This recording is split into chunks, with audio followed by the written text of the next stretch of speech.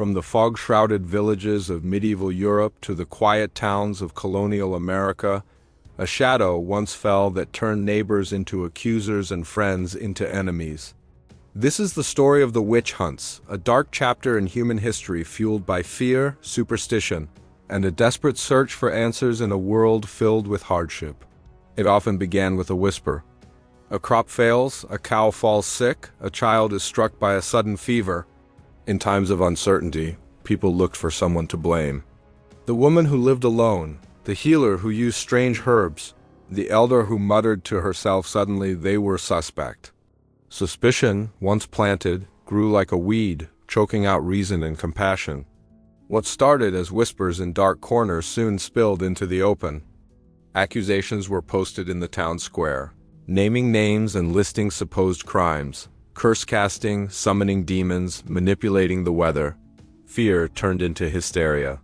Ordinary people, driven by panic and urged on by fervent preachers, formed mobs. They saw the devil's work everywhere and were determined to root it out. An accusation was as good as a conviction. Dragged from their homes, the accused faced interrogation in dark, terrifying chambers.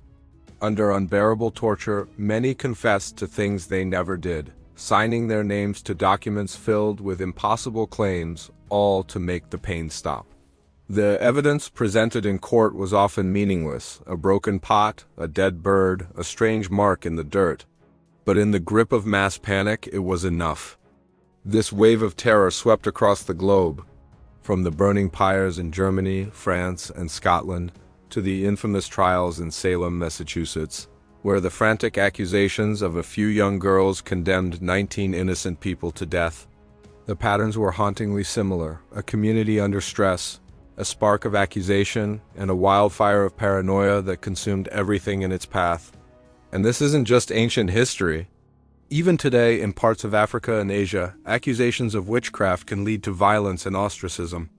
A sudden illness or a failed harvest can still cost someone their home, their safety, and even their life.